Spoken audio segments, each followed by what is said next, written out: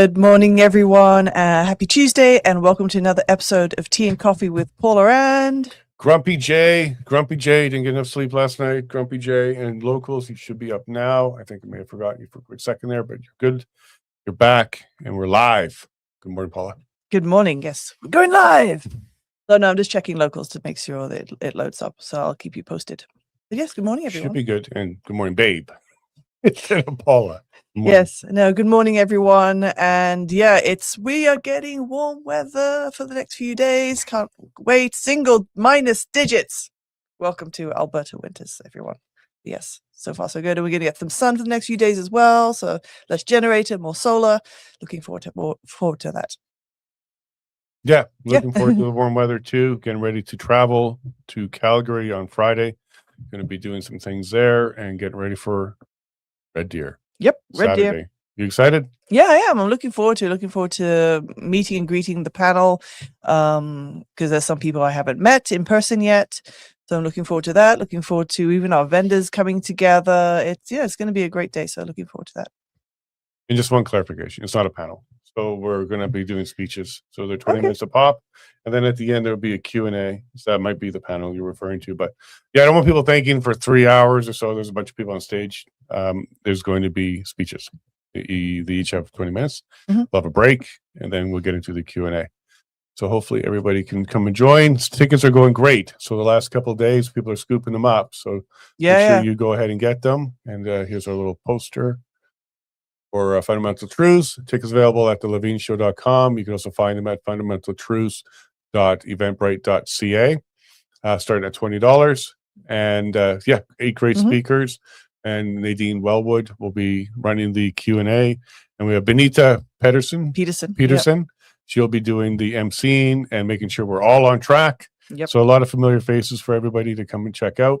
And of course, the vendors are going to be there. Lots of books. Lots of authors will be there to sign them. And tallow for Tallowlicious. And tallow. There. And nature products. Yeah, folks, I'm running on low sleep this morning. So bear with me. My throat's even a little sore. But what is the update for Martin? I don't know. Charlie is doing well at his long weekend getaway. I got to check in with Wilbur, but I'm assuming he's fine too. But no, cats are living their good life now that the weather's getting warmer. They're patrolling everywhere, and then Cece's kind of twiddling her thumbs, wondering where her 2 additional fellas are. So, but she's good. No, life on the homestead is normal. Potential diesel heater issue, but otherwise, I think everything else is fine. Everything's running. Confirmed diesel heater issue. Yes. So yeah, these things don't run forever. They do need maintenance. They need to be cleaned out from time to time. And one of them is ready for that stage. So we'll get on to that. So Martin, everybody's warm. Power's running. Animals are good. Yep. We're good. Yes. There you go, bud. Mm-hmm. Okay, and we're running really quick here. So we do have any more little announcements? Did you ever share with the live audience what's happening in Drayton Valley with you? I got on the library board for Drayton Valley Library, so looking forward to that. First meeting is going to be coming up towards the end of the month. Yeah, I'm doing that. I want to contribute, give back. We're being active members within our Buck Creek Hall community as well. Lots of stuff being planned for the year, and even lots of events coming up for January. So, just really enjoying being part of the community and getting involved with some things. You're very pleased and proud that you took that initiative to get on the school board. And Drayton Valley is not bad. Like, it's not, not full of craziness or wokeness or anything like that, but we'll ensure that none of that creeps in. Yeah, and just to get a really better understanding of what does the library board have to deal with, manage, balance. And so, looking forward to that. And they've got 3 new members, including myself. And so, be getting to know the team coming up this month. And then, what are their projects and plans for the year, and what I could do to help achieve that. And how did you get on there? Did you have to do Squid Games and be the subscriber? How did you get onto the board? No, applied. I think right after the elections, there was a notice for a lot of boards within Brazo, and I'm assuming within the rest of the province. So yeah, there's boards, there's committees to register and be a part of. And I threw my hat in the ring for a few of them, but the primary one was for the library board, because the Breton one is a little bit closed off. There doesn't seem to be much give there or options to join. But Drayton Valley is still part of my community, so I wanted to throw my hat in the ring there. And yeah, they said yes. We had a bit of a meet and greet before Christmas, right before Christmas, and then new board starts this January. We were hinting at it, but you wanted to make sure it was confirmed, sets, and good to go before you announced it. Yeah. Of course, you don't want to, jump the gun or anything, and just make sure that you've got the right end of the stick and make sure that you understand everything. So yeah, I'm on the board, which is nice. And trying to achieve some stuff. Got any more cliches? Jump the gun, right end of the stick. Got 6 of one, half a dozen of the other. Yeah, a few of them, but no. But there you go, Martin. Everything's good. Paula's staying busy. And then, you mentioned Buck Creek Community Hall as well. Mm-hmm. You're active member there, and you may get on the board there at some point in the future. Yeah, elections, the AGM's coming up. They thought April is actually going to be March. So, there's going to be elections there. And, of course, for anyone in the Buck Creek and Breton community, if you want to be a part of the board, throw your hat in the ring and just say and it's a commitment of one meeting a month, and then plus special meetings and all the goings on that the president, treasurer, as such will have to deal with. But be part of your community and contribute to it. Absolutely. And I think that's a good thing to be doing, getting involved any way you can. School boards, local halls. Eventually you'll get onto council, maybe MLAs, MPs, prime minister. Where does it stop for you? Yeah, exactly. But we want to improve and change and help our community. We've got to be a part of it. So that's what I'm trying to do. Hopefully Alberta doesn't have MPs in the future, because under a republic there's no parliament, so there would be Congress men and women. Maybe you'll be a congressperson one day. I know. Yeah, sure. Well, at the end of my goal is educate the kids and focus on their upbringing, give them the attention that they need. And then, when they're older, can stretch their wings a little bit, then we can go ahead and do more. At least I can do some more extracurricular activities. We're getting there. The little one's almost at the age where we can let them be in double digits. He's going to be double digits this year. Still got a ways to go towards October, but little man is not so little. My babies are no longer babies. Sad, but proud at the same time. Yeah, they're very cute. And then JJ's almost at the babysitting age. So soon. Yeah. And he's responsible. He's pretty good for that. He is. So. He is. No, exactly. So he'll get his babysitting course done, and all of a sudden you can stay home more often and watch his brother. And Air Cadets. He's going to join Air Cadets. Yeah, he's excited about that. He's going to be doing that, and that's something that father-son stuff that you guys can enjoy together, the flight. I can share my memories of more travel sickness with him, but he's not so bad, and I'm sure he'll get over it too, because he's got my lungs and my stomach, poor boy. And we missed you all too. There's a couple messages there about us being back. We got a nice message on YouTube yesterday. We missed you all too. We would have taken a little bit more time, but we really have a lot of things to get done. We wanted to get this year started, and we also missed you all too. Very much. Yeah. No, it's all. I did not miss waking up at 6 a.m. I'll admit that. However, I missed interacting with you guys, chatting more online, because I do take a break when we're offline. I want to, just focus on IRL, in real life. Mm-hmm. But it's nice to be back and to have the routine and chat to you guys, which is pretty cool. And we're getting back into the routine. Yeah. There's things to get done before the show starts, like set up locals. I missed that one this morning, but we're getting back into routine. And sorry, just to add to that, Extreme Thunder, check locals again, just refresh. It should be it's up and running for me. Let me just actually check that it's well, they couldn't hear you say that. Well, hold on. But no, they're in he went to Rumble. Oh, okay, gotcha. Yeah, no, and I can see it, and it's streaming. So you just go back to locals, refresh, log back in and out, whatever, but it's up and running. Sorry. Extreme Thunder, was it? Yeah. Extreme Thunder, my bad. I didn't put in the links this morning, but they're there now. I don't know what to do with my hair. I want to grow it out so it's a little bit thicker. But that phase between short and long is awkward. Yeah. Awkward.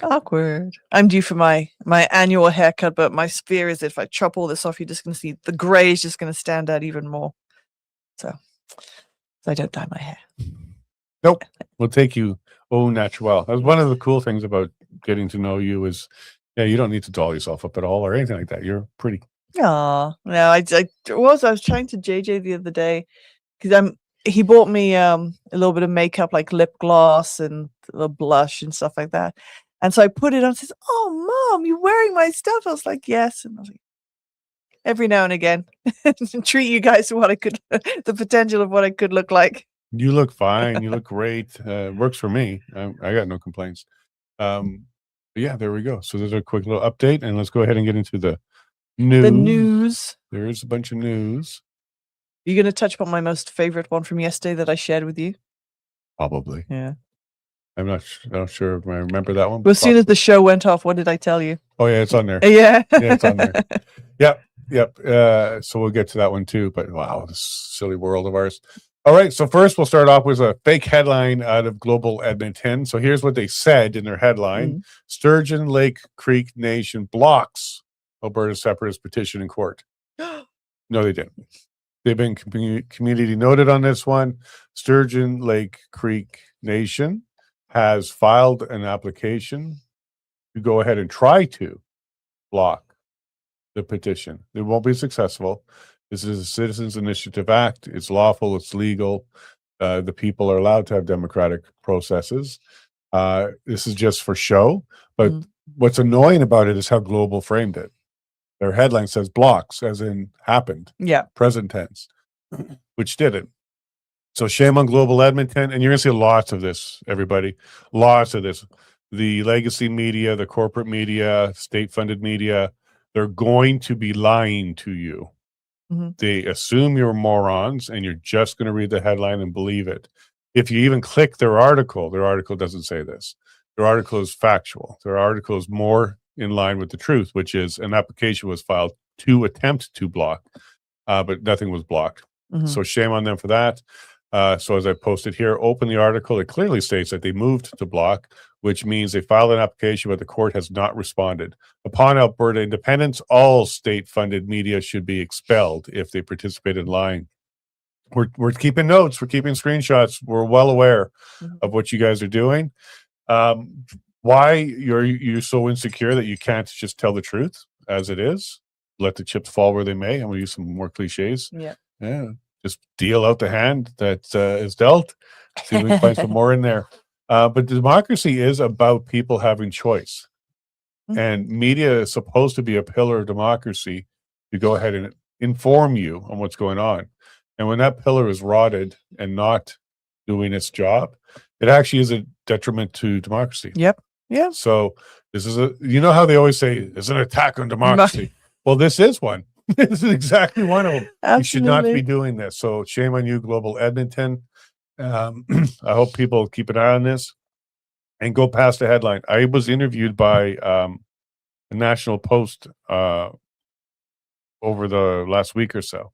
And one of my questions to him was, why do you guys keep saying separatists? Like, why do you continue to use that word? And like, well, it's good for clicks. Yeah. Buzzword. He absolutely admitted that it's good for clicks and they do it for eyeballs.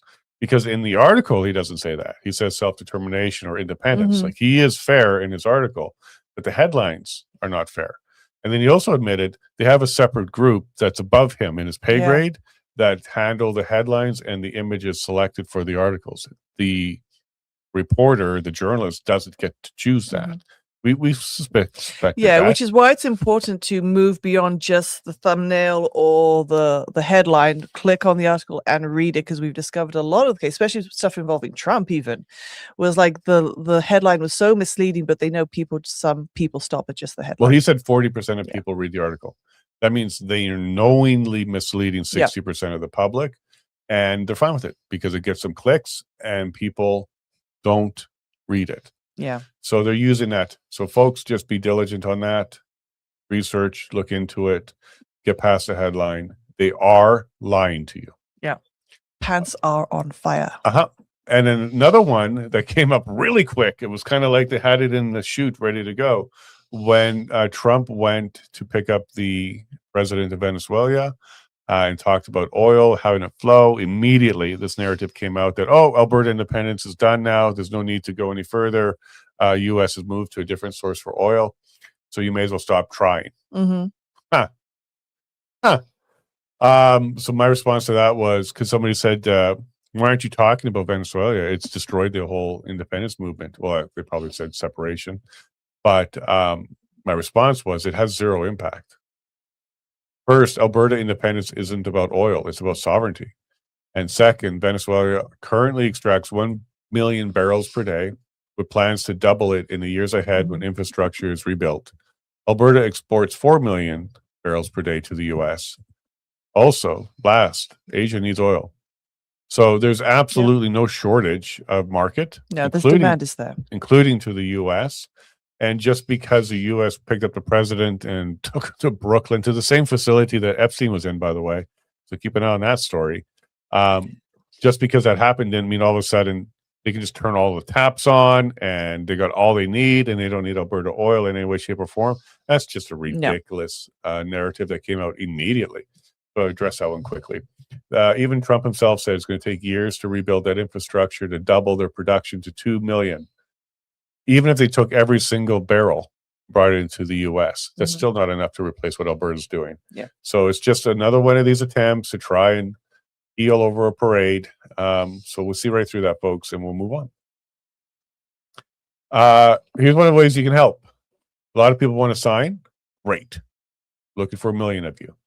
Another way you can help is to become a canvasser. So I've signed up to become a canvasser. You can find us on my timeline. And you click this link, Alberta First Petition. It looks like it's spelled wrong. Be a petition, right? Yeah, because there's Alberta First Pension.nationbuilder.com. Yeah, so there's a typo there. Yeah. Petition. Yeah. But when you click that link, it takes you to, and let me just take us all there.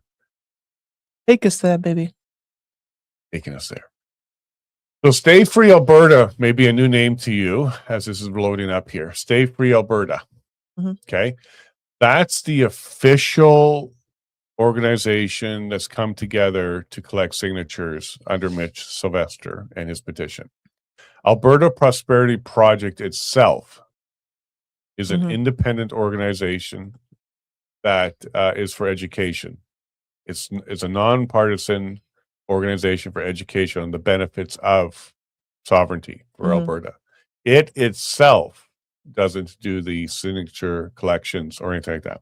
That's what this other organization is under Mitch Sylvester, because Mitch, as a citizen, applied for the petition, and he's going to be running it much like Thomas Wasakic did under, well, this is going to be under Stay Free Alberta. So you can go to that website and you can become a canvasser. So this is the page about that. The steps is signing up. You'll be contacted. You'll do an NDA. You'll be submitted to Elections Alberta by Mitch. And then you become official. Once accepted by Elections Alberta, bada boom, bada bing, you can be one of the people that helps collect signatures by looking at the ID and witness the signature. And you'll have to put your signature down too as well. But go ahead and get yourself started on that process, because it's a quick way to ensure that you're helping and we can collect the signatures. And they will be at our event in the foyer. No, slow down. We're working on that. Oh, okay. Okay, because it has to be a valid canvasser and the process takes time. They have to go through the training. So before you announce that, let me finish and make sure we can get a valid canvasser there. But what Paula is alluding to there or stating there is we are trying to make sure that a canvasser can be at our event. And it's for free. You don't actually have to come to our event to do this. They'll be in the lobby, so no tickets needed. But we'll keep you posted on whether or not we're successful at that. Okay, good to know. We're certainly working on that. So if you're in the Red Deer area January 10th, and you don't necessarily want to come check out our event, but you want to provide your signature, that may be an option. We'll announce that on the show in the next couple of days. Okay, cool. Because this whole process about becoming a canvasser takes time, and we want to make sure that nobody's showing up to sign if a canvasser isn't there. Correct, yes. So we're working on that. But thanks for a reminder on that. Yesterday we had Nadine and Leighton on, Nadine Wellwood, Leighton Gray. Good episode. Very, very good conversation about faith and how it's a foundational truth. We need to get back to understanding the foundational truths out there, and this is one of them. I'm really pleased that we're seeing in 2026 a return to faith. So I'm glad that both of them touched on that, and you're going to hear this a lot more on this show. You don't have to believe to check out our show, but we're certainly going to be a lot more open about our Christianity and our path forward under God. So this was a good episode. If you want to be refreshed on that, Leighton did a great job deep diving, and so did Nadine as well, on how it guides her in her journey as well. Both of them will be at the event. So this week, all our guests that are coming on will be at the event as a speaker. Nadine is the facilitator of the question period, but everybody else will be a speaker. And Leighton will be talking primarily about Indigenous relationships and what's the truth about those, fundamentally. Here's that news you're talking about. So this was breaking during the episode yesterday that Chrystia Freeland has now made it official. I bet you she's dating him, to be honest with you. This relationship is odd, but at this time, it was being released that she's joined Ukraine. Vladimir Zelensky has appointed her as, what is this now? To attract, there's a title that's coming up, but she's now leaving Canada full time to work with the Ukraine on their finances and to strengthen their economy. And I bet you she is. $2.5 billion was sitting in her suitcase on her way there. So I'm not surprised. She just went home. Okay. She's got Ukraine roots. I'm sure her grandfather's proud. So that's what I posted. Of course, Freeland has returned home and just brought $2.5 billion of Canadian taxpayers' money with her. Her grandfather would be so proud. Yes. Now, at this time, it wasn't announced whether or not she was resigning as MP. That's right. That did come later. That wasn't part of the announcement. Theo, our good friend Theo Fleury, is posting that Mark Carney is headed to Davos, World Economic Forum, WEF, in early 2026. Early January even mentions his upcoming trip to Davos for the annual meeting, and Theo's asking why is he going there. This is a rhetorical question. Yes, of course. Because Carney is from the WEF. He's not even hiding it. Unlike Pierre, who says I want nothing to do with them and take me off your website, Mark Carney is one of the main people in the WEF. And he still holds that position. So my post here to respond to Theo asking why is he going there was that Carney is going to give his status report to his masters.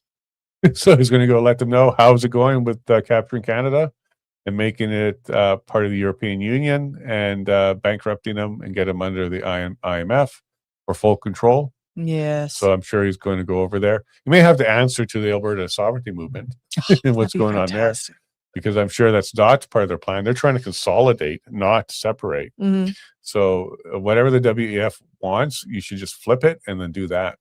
So if they want a single union, North America Union, which is what they're shooting for, break it up. Break it up. Come on, Texas. Go ahead, do it too. Let's not be alone on this one. Saskatchewan, let's do this. Quebec, let's do this. Let's give them a big, huge headache, because it's way harder to control multiple self-governed regions than consolidating it under one government. I had one person come at me and says, you're helping the globalists. I'm like, how's that? How's that? He goes, because you're trying to have Alberta separate and join the States. I'm like, hold on. Half that's correct. I'm trying to help Alberta separate, but not to join the States. He goes, well, that's what's going to happen, and then they're going to get their full union. I'm like, nope, that's not what's going to happen. In fact, everybody should be trying to separate. Yeah, I agree. Look, I agree. That's against what the globalists want, so let's go and do that, give them the headaches. So that's what I think Marxist Mark, all these names for him, are going to be doing at Davos. He's giving a status update on how he is capturing Canada, making us more European aligned, especially with the privacy laws and the security and the lack thereof. And he's also headed there right now. He's gone to France, I think it is, to talk about potentially bringing troops into Europe from Canada. Oh, my So goodness. boots on the ground, for your daughters and sons. He wants to put them in Europe, put them in harm's way. And that's what he's in France for, have a conversation about. We'll see. These people. Follow up with Chrystia Freeland, because she did a post herself laying out that that Ukraine is at the forefront of today's global fight for democracy. What an awesome sentence for her to put together. No, they're not. Yeah. They're at the forefront of, at best, dealing with the corruption in Ukraine. But for her to be there for that, boy. And she continues, and I welcome this chance to contribute on an unpaid basis. He's really emphasizing this, as an economic advisor to President Zelensky. I think there's a relationship growing there. And that's speculation for sure. In acceptance of this voluntary position, so twice now, yes, she's let us know she's not getting paid. I'll be stepping aside from my role as the Prime Minister's special representative for the reconstruction of Ukraine.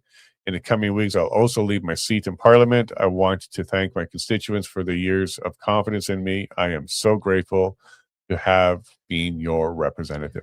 So she's stepping away, currently saying that she's unemployed and just doing volunteer work. How charitable of her. Very.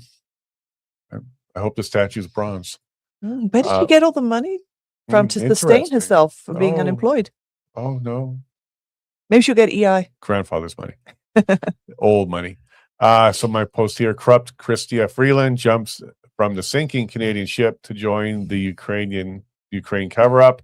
She claims she's doing it for free. We all know they don't keep books. She'll be richly rewarded with a cut of the $2.5 billion her previous employer just sent her new employer. Yeah. She's gonna get paid. Yeah. And then somebody who's trying to be cheeky, Jason, produce the receipts. They don't keep receipts. Russia bombed them. They don't keep receipts. That's the whole point. Okay. Yeah. They don't keep receipts. There's a payoff for her for sure. Why would anybody leave if she's so proud to be a representative? Why would you leave that role then? Yeah. Why would you leave Canada without the work you were doing, even though we know she's not doing much? But why were you leaving all that for what? Yeah. Lori, I love your comment. She canceled her streaming services, so she's got a couple extra bucks. That's true. No Disney Plus for her. She saved up. So that was a grand plan. Stop Disney Plus, save that money, and then live in Ukraine. It's just as well, I was told, I saw a thing online that apparently Disney Plus has doubled their subscription. They've gone from like $79 a month to like the price. To like, 140 or 150. I don't know if that was just US. That'd be a year. You said a month. Yes, sorry. No, that'd be a year. Yeah. But their actual subscribers have not grown in the last 3 years. Yeah, we saw that headline too. So anyway, so back to this. So maybe she used her Disney Plus money. Good comment there. As we continue here, more breaking news. So Mark Carney's Liberals are trying to, this says buy Conservative MPs to steal a majority, but it's certainly trying to get them over. We're no surprise there. So an MP here out of Vernon Lake County, member of Parliament, Conservative, called them out and said, hey, look, they're trying to call me. They're trying to get me to move over, and they're trying to entice.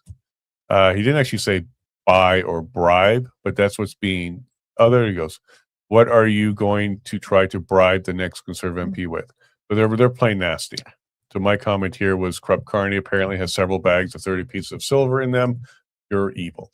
And one of our guests is there, so we're going to be getting to our guests in a short moment here, so hang on there. But the last piece I think I have here, is some locations where you can sign.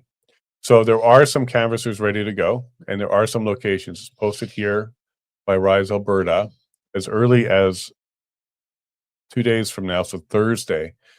You can start signing. How do you say that? Beisker, Beisker. Beisker Community Center. You can do it there. Saturday, January 10th, Fort McMurray. We have January 10th in Vulcan, Alberta.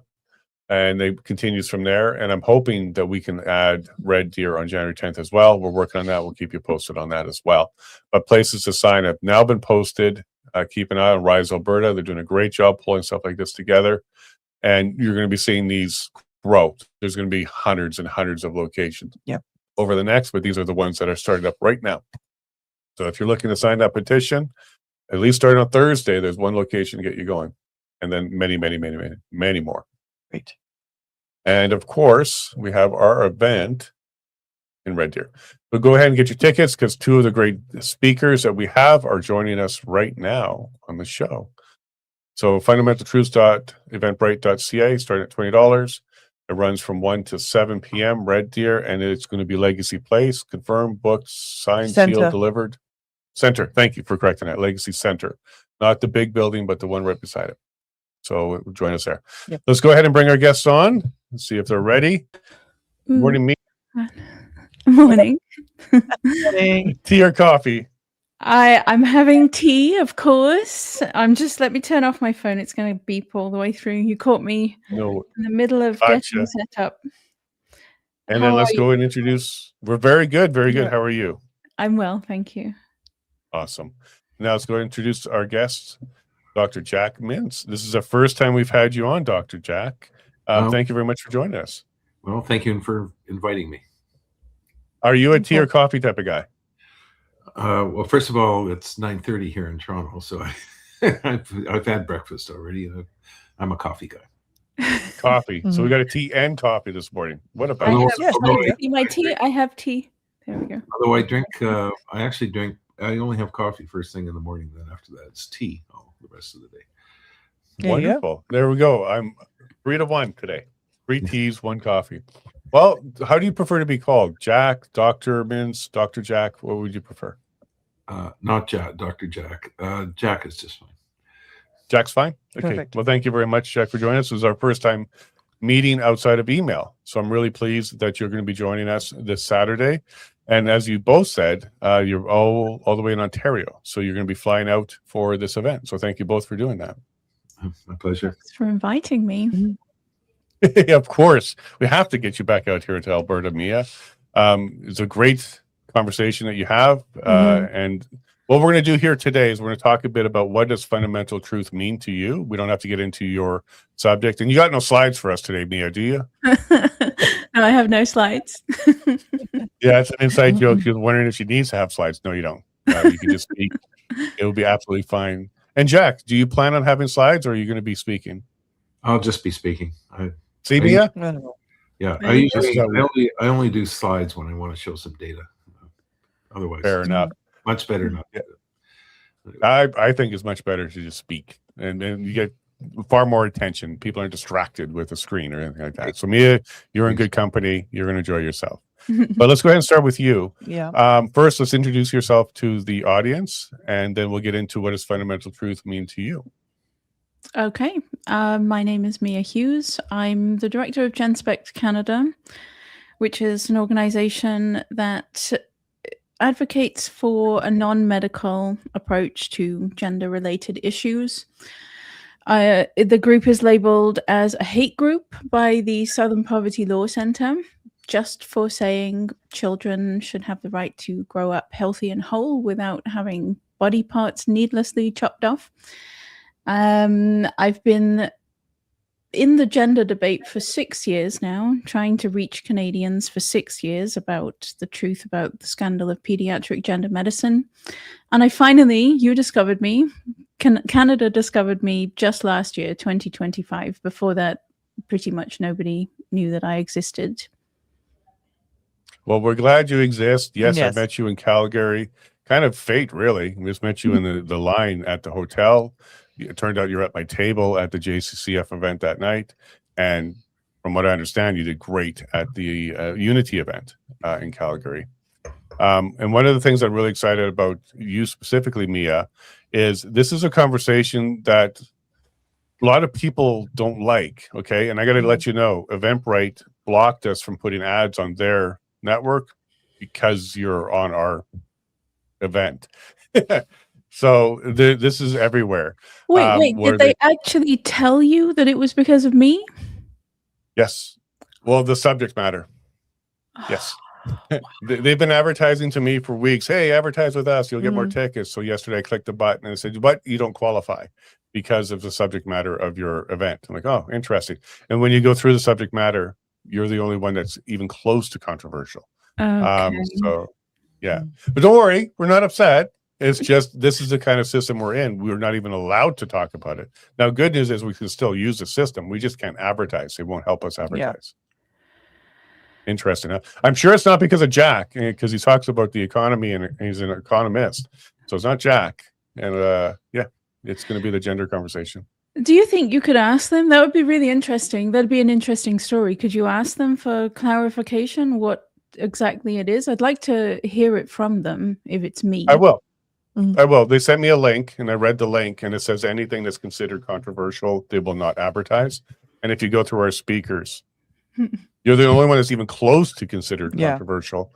So, but I'll get a confirmation from them to say that that particular subject. It's either going to be that or the fact that we have a prayer. Sure. Okay. It's probably me. Yeah, it's probably. Look what you've done. My goodness. Right. And Jack, look at the company you're in. We can't even advertise on Eventbrite. But you're an economist out of Calgary. You're a professor at the university there?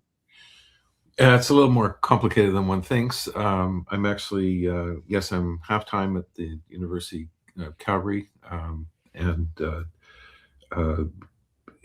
which is one of my various things that I do. I also regular contributor every week to the Financial Post. And I also have a number of things that I do, including doing a lot of podcasts and doing various research papers on various topics. So pretty full schedule, actually. And we're very, very honored to have you. It was through Nadine Wellwood. You were on her podcast talking about economics. And to you, on an economic level, what does fundamental truth mean to you? Well, I think fundamental truth often means to me that we need to understand exactly how market economies operate. I think there's a lot of misunderstanding of it, and in particular, what the role of the state is and in economic policy. And I think those are the two critical issues that I often talk about and write about. And in particular, I'll be addressing some of that on Saturday. That's fantastic, and I'm looking forward to it, especially to the state involvement. Because do we need them involved? Should it be a free market? Like, this is the direction you're going? Yes, lately I wrote a piece on state capitalism as an example, but it's but usually, there is a role of government policy in economic policy. There's some very specific things. But I think governments have gone way too far than what's needed, and in fact, the market does a lot of things that the governments are not needed for. And a very good example is this whole discussion around affordability, which I'll particularly refer to since that seems to be the one that gets a lot of attention, because a lot of the things that can be achieved in dealing with affordability doesn't require government intervention and government ownership of grocery stores and and rent freezes and things like that. In fact, all those things tend to boomerang in the wrong way and tend to make things even worse rather than better. In fact, the most important thing for governments to do is to, provide things like rule of law and in some cases certain types of infrastructure that cannot be provided by the private sector. Plus, dealing with certain things like national defense and et cetera that are what you call public goods that would not normally be provided by the private sector. But once you start going beyond that, you can seriously question about the role of government in terms of what it does, and I think one has to remember that. And so, affordability doesn't mean taking away from some people to give somebody else something free, because nothing is ever free. There's no free lunch in the world. So those are the kinds of things I'm going to be delving into. Fantastic. So I'm sure you're keeping a close eye on New York City now with the new mayor, who's basically talking about doing all of those things, right? Yeah, it's a perfect example, actually. In terms of defining affordability in that way, and I don't think that's not what we mean. And also, we have to remember, there are the markets respond to development. So, for example, beef prices go up, and that's been due to the shortage of cows now available in North America, people can switch to other things. They don't have to eat more beef. They can switch to chicken and other things to eat. And as a result, even if the price of beef is up over time, the farmers will start, getting more cows and trying to, add onto more supply. The market will respond in all sorts of ways. And you don't need the government to sit there and say, oh, well, we're now going to intervene in the beef market. We're going to start, let's say, having our own grocery store to sell beef, or we're going to take over the beef processing process, or processing companies, and or we'll regulate them in some way to try to keep the price of beef down. All those things really don't work very well in the end. In fact, what you can do is end up destroying the market altogether. So that's an example of bad policy that ends up getting adopted because somebody perceives some problem out there that has to be dealt with. Fantastic. I'm really looking forward to your presentation, your speech, Jack, because I think a lot of people need to pay attention to this. It creeps in. It sounds good to some people, like free this, free that. I don't even have to work and everything comes to me. Like to some people, that sounds like utopia. But when you come down to the fundamental truth of the economy and the economics of it, nothing's free. Somebody's paying for it. You're taking from somewhere. And if you're meddling and interfering with groceries and services from a governmental level, like you said, there's a boomerang effect. It doesn't necessarily work out the way you're expecting. It kind of comes back and a boomerang could kill you. So I think that's a good analogy. Now, Mia, as we're talking about things about, government interfering, it sounds good surface level, but when you dig into it, not so good. So as you dug into the gender issue, to some people, it sounds good. Let kids be whatever they want to be. They can change whatever they want to be. Just affirm everything. To some people, not everybody, that sounds like a good idea. But when you dig into it, you find out there's a little bit more to that one, right? Certainly. It's kind of interesting listening to the government interference is a bad thing, because I'm going to be saying basically the flip side of that on Saturday, which is in my very unique area of expertise.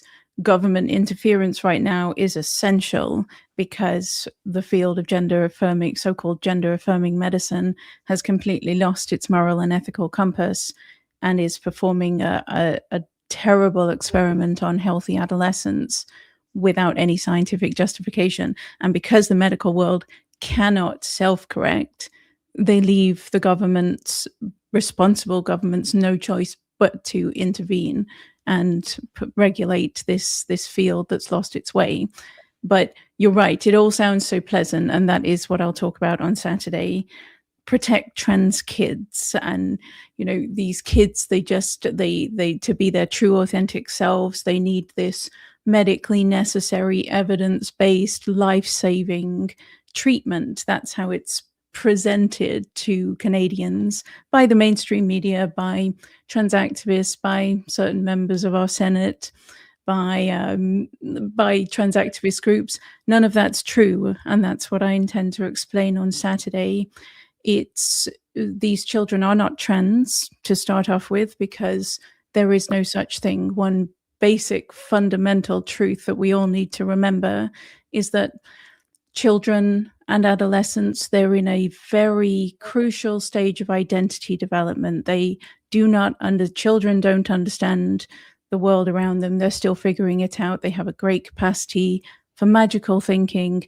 You cannot tell them lies like it's possible to have a girl brain and a boy body. That's a lie. That's what we're teaching them. We have to come back to the fundamental truth that children deserve a childhood grounded in truth while they figure out who they are and their place in the world.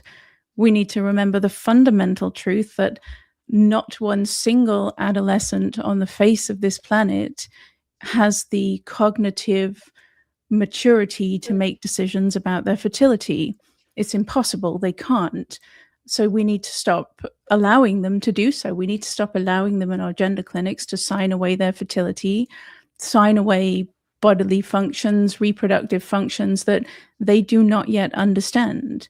We need to come back to the fundamental truth that puberty is not an illness. You do not block an essential developmental life stage of an adolescent because they've fallen into a social contagion and they think that they're a member of the opposite sex.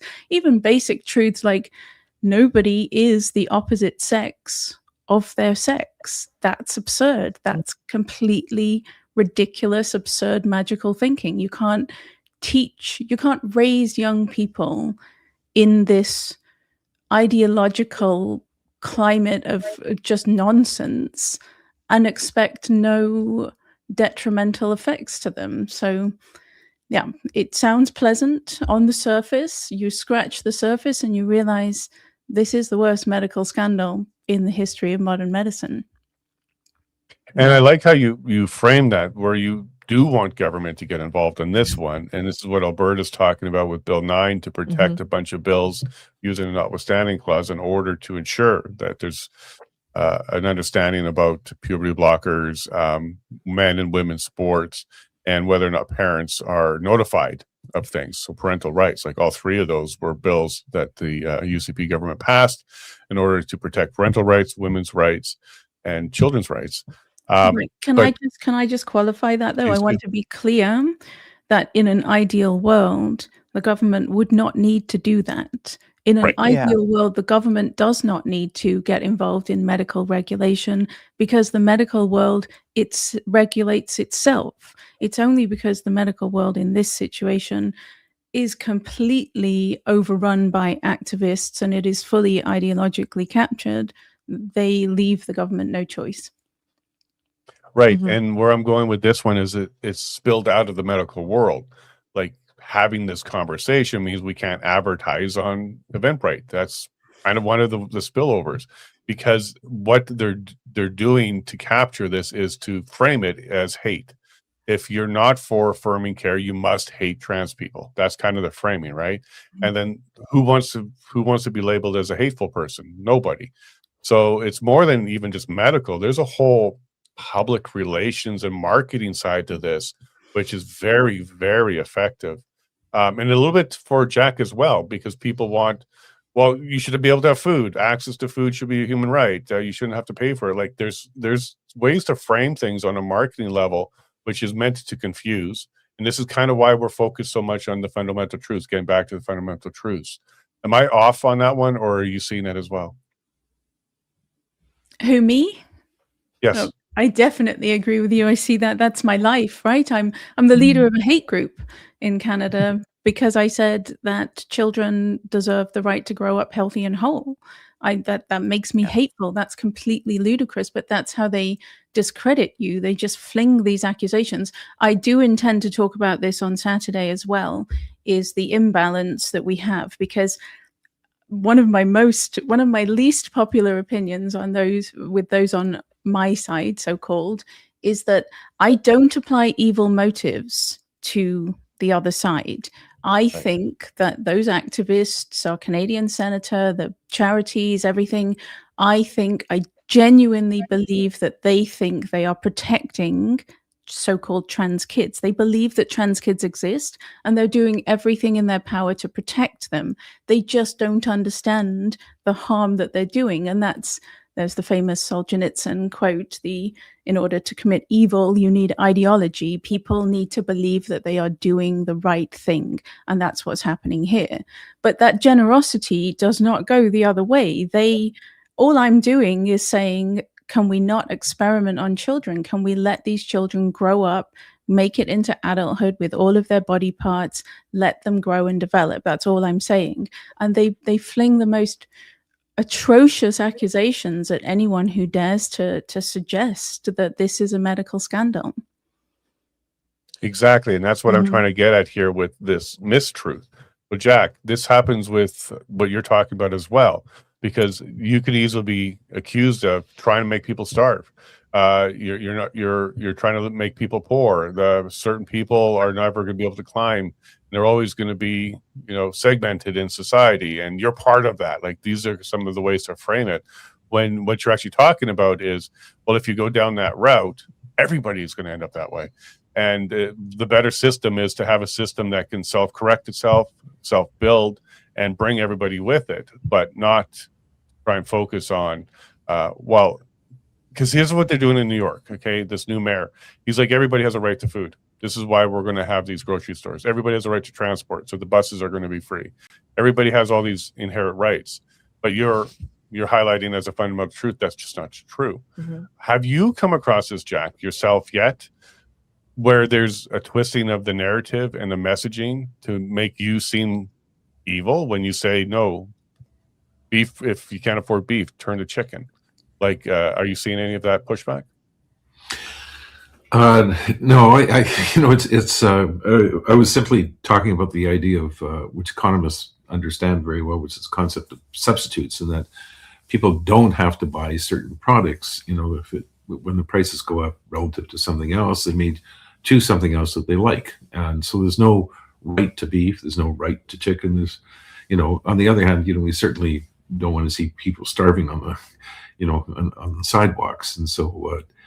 So we have created a social set of social policies to support people. The problem is when it goes too far and it deters people from working, because you've made the policies too generous, as we've seen recently in Minnesota. Also, if you get corruption and other issues come along, that creates a problem. The main thing is that somebody has to produce goods and services and have to and earn income.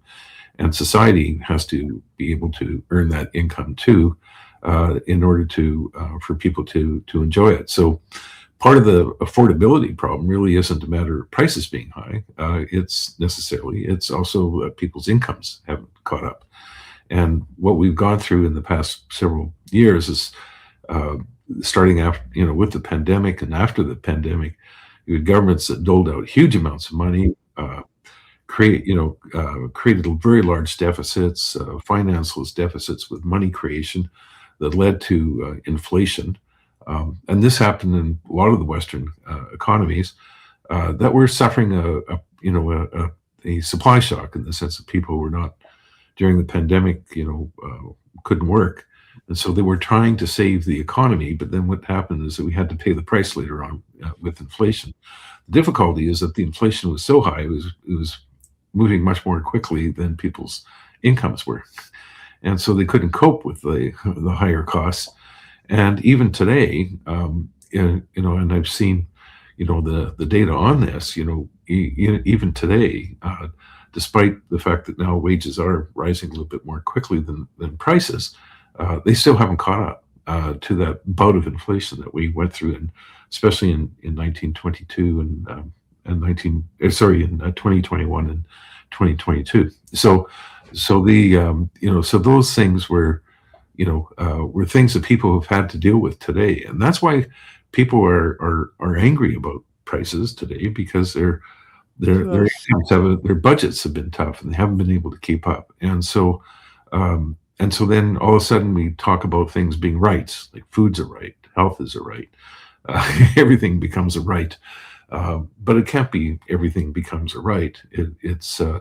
There are things that people have to have in their life that I think gives them good quality of living, and the countries that tend to be richer tends to afford a better quality of life for many people. So I think that's what we have to remember, is that there's an interconnection here, and the countries that have had capitalism and markets that have worked very well, innovative, have tended to grow more and have been more successful.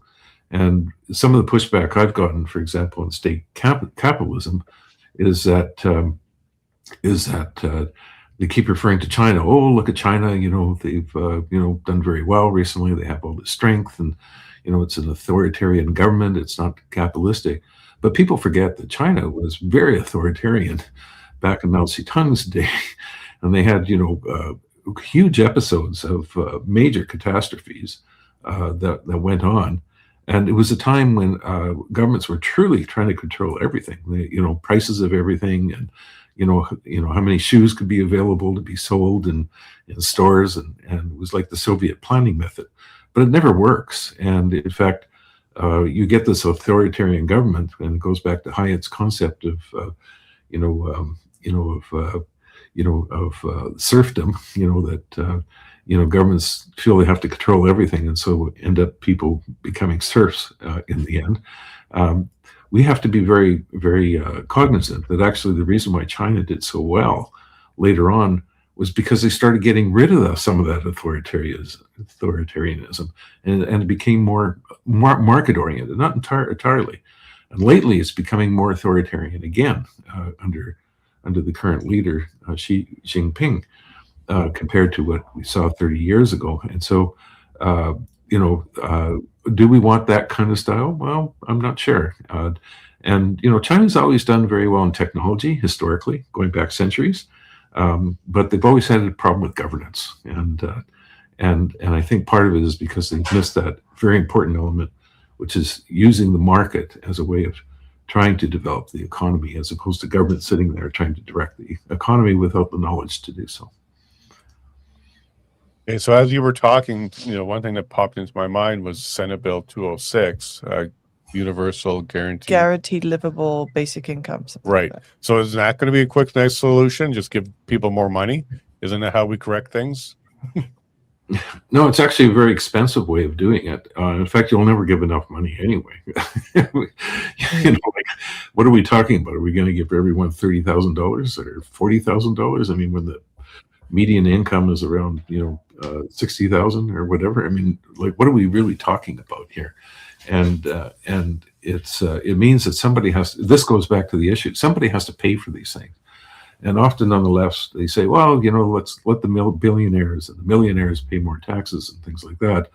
As we're now getting in California, a push to have a billionaire tax. And the billionaires say, you do this and goodbye California, and you end up losing the whole tax base of those people. So, I think the problem is that, there's no magic solution here. It's great if we could have more people enjoying society's good aspects. And in fact, in countries which have grown quite quickly and have gotten much richer, actually, it has actually given more benefits to lower income people too. And I think that's partly because governments can afford some of the things that can help people, particularly, things like, infrastructure. Look at Calgary. It's another major problem with a water main again. But it's countries that can afford doing these things that do well. And I've worked in a lot of countries around the world, from the World Bank and IMF over the years, and I can tell you the poor countries do not have the same kind of quality of life that you find in the rich countries, and that's because the rich countries have created the means to really provide support for a large number of people, but ultimately the ones that have succeeded have really been able to harness a private sector that's been very successful, and that includes the United States, includes Ireland, includes a number of other countries that have been able to turn themselves around or have been able to succeed over time. People forget that actually Argentina and Canada had the same per capita incomes back in the late 1800s. And 100 years later, Canada became much richer compared to Argentina. And that's because Argentina ended up having very poor government and governance over the years. Left-wing governments kind of demolished the private sector from working well, plus inflation and all sorts of other problems. Now they have a new leader that's trying to correct all that, but we'll see what happens. But the main point is that Argentina, there's no reason Argentina couldn't be on the same per capita income as Canada today, but it's been bad governance that has led to that. I'm glad that you're highlighting that a lot, Jack, because I think this is something that Canadians need to heed the warning of. It only takes a generation or two to completely destroy it. And if we're not learning from lessons and dealing with the problems properly, we're absolutely going to repeat these bad outcomes that we're seeing all over the place. So Mia, as I come back to you, one of the warnings that Jack is giving you there is when government gets involved, they can do the wrong things. So how are some of the ways to deal with this? Because I think some of your ask of the government is to respond to the problem, more reactory, like after the problem happened, let's respond to it. But is there a way to prevent this problem from happening. For example, what would be something that would be acceptable in a government level? Do they start regulating the medical industry? Do they start saying things are banned? Like, where do we go with this? Because you see what Alberta's trying to do. They're trying to ban certain things. Say you can't go into men can't go into women's bathrooms. We're just going to put a hard line there. Is that the approach here, or is there a way to kind of drop down further and say, well, society shouldn't fund these organizations or even accept these organizations so that they can get to the point where government has to get involved? I know it's a very loaded question, okay, and I'm sure there's not enough tea in China to go ahead and get yourself to answer that one. But what are some of the things in your mind that government could do without overreaching and creating a bigger problem? You see, I don't think the people on the other side who oppose Danielle Smith's legislation on this, they make this argument all the time. They say they're coming for your reproductive rights next. They're coming for this next. If they ban this, if you let them ban this medical treatment, then it will continue and they'll interfere in all other areas of medicine.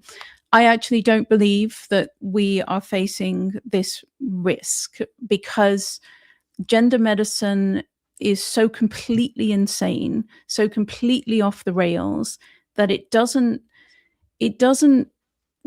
intervening here does not mean that then they'll start thinking, oh, well, we can intervene over there. Every other field of medicine is guided by real ethical principles. It's guided by scientific knowledge, evidence-based studies.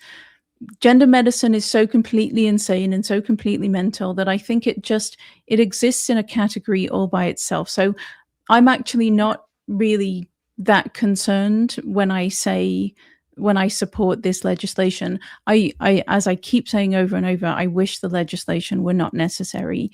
And how we could have done it differently is if, like Europe, no government in Europe has, well, actually the UK government did ban puberty blockers because of the Cass report, because they spent 4 years investigating the Youth Gender Service. But in Sweden, in Finland, in Denmark, Norway, what's happened over there is the medical establishment has investigated this scandal, discovered what's happening, and just reversed course and gone into an evidence-based approach. So it's just the institutional capture runs so deep here in Canada because our medical associations, if you look at what happened when Danielle Smith banned puberty blockers, the Canadian Medical Association launched a legal challenge trying to overturn the ban. So our medical associations are so completely and fully captured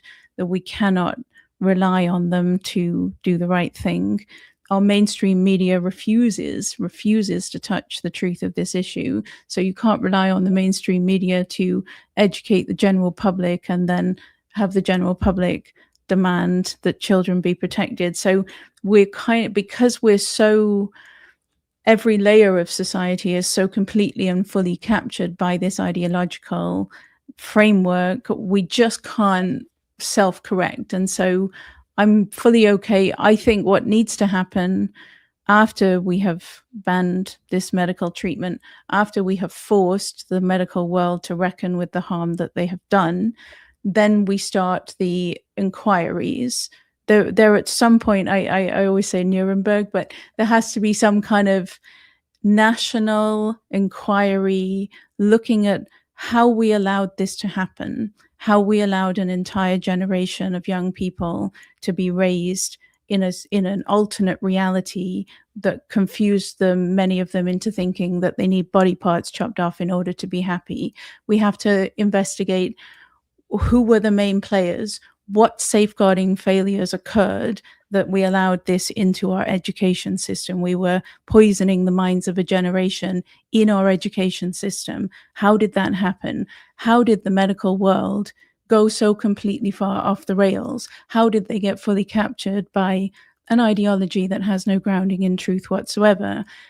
That's what needs to happen. And it's been done before. I mean, there have been terrible medical scandals in the past, and some nations have launched inquiries and discovered what went wrong. And then you put the safeguards in place, because this can never be allowed to happen again. We must learn from this terrible medical catastrophe and ensure that we never make such a mistake again. And that's exactly why we're doing events just like this, to kind of remind people of the fundamental truths there. And that might be one way to get more people involved, some of the right people involved that can make some change. And you're right, we used to drill holes in people's heads because we weren't sure if that would help them or not, but we thought it did. Hysteria used to be a thing where women would be treated so horribly for a period Sometimes. of time until a lot more inquiry and education and knowledge. There's an interesting one. One of my favorite parallels that never gets talked about is in the early days of pediatric endocrinology, they used to pump short boys. They just took healthy children. The boys were too short, the girls were too tall, or predicted to be too tall, too short. They took the boys and they pumped them full of human growth hormone. No science to say that it was safe, no test, no evidence whatsoever, just like a big experiment on these healthy kids. The girls, they pumped them full of estrogen. Again, absolutely no science to say it was safe, beneficial, or effective. Exactly the same as pediatric gender medicine. And then decades later, a whole bunch of the boys, they're now adults, they start dying of Creutzfeldt-Jakob disease because the human growth hormone, they were harvesting it from pituitary glands that they were taking from morgues, and it was contaminated with a prion that lies dormant in the body for a decade or 2 decades or something, and then it just eats the brain. It's like a brain wasting disease, and it's a horrible way to die. And these boys decades later start dying of Creutzfeldt-Jakob disease. And they launched and the girls were getting, reproductive cancers when they were adult women. It was a terrible, terrible medical scandal. And they launched national inquiries of how this could possibly have happened. Some of the doctors who administered the contaminated human growth hormone faced charges of manslaughter. It's a very strong parallel to now, and we're going to have to do the same in the future. What time frame was this? When did it was very early. The boys were given, you see, some of the boys are still alive now, and they still have the death sentence hanging over their heads. So it started in the 1950s. This is early endocrinology. The boys were given the human growth hormone in the 1950s, 1960s. They start dying of Creutzfeldt-Jakob in the 1980s. The girls were given estrogen in the 50s, 60s. They carried on giving the girls estrogen all the way up to the 1990s, I think. And then they start to notice like terrible reproductive problems in adulthood. And then they stopped it. Wow. And look, and I kind of like your approach there of not trying to, call them evil. They actually believe they're doing something helpful. They just are wrong. It's just, they're wrong. So you don't need to add human growth hormones to boys. Let's stop doing that. We've learned our lesson. We saw the consequences. In fact, I think the biggest lesson here is just let children grow up. Stop putting things in them and stop taking things off of them. Just let them grow up. Yeah. It's pretty sad that that's a fundamental truth that a lot of people have forgotten. And that gets you banned from advertising on Eventbrite. Just saying that. You're not allowed to say that. Yeah. Well, that's why we do the battle, though, Mia. And this is what's not going to stop us. So, Jack, I hope you're excited about Saturday. This is a whole bunch of different guests like you and Mia coming together with a certain subject matter that you're experts in that you think people need to understand better on a fundamental truth level. So I'm excited to hear more from you, Jack. I'm really excited to meet you in person as well. And Friday night should be fun too. There's that special event that we're all going to be going to. So looking forward to that as well. Mia will be there as well. I will. So Jack, as we're saying goodbye to the public, can you hang out for another 10 minutes or so? I don't want to take too much of your time, but there's a couple questions for our supporters I'd like to bring to you. Okay, thank you. Thank you. Okay, so both of you hang on for a second. We'll be right back with both of you. Wow, I'm excited. I think we definitely have a good slate of speakers. And again, Jack is going to be economics. Mia is going to be gender. We have Leighton for indigenous issues. We have Bruce Party on government power. Like, this is a great collection coming together. So I hope you guys. I think so. Yeah, I hope you can enjoy it too. Yeah. You'll be working in the vendor side of things, and also for people to know it will be recorded. So whether we do some sort of stream in the near future about this, because we want to share this information. But if you want to get your questions in and you want to be able to meet these people and talk to them, Mia would be a fantastic person to pull aside to chat with, and so is Jack. Do come to the event. And you want to go see it live, go ahead, get your tickets at fundamentaltruths.eventbrite.ca. Yeah, we're just giving you a taste of what's coming. And links already in the chats. And then you can also become a supporter. Go to thelevineshow.com to go ahead and do that and support us, and then see all the extra footage and interviews that we're going to do.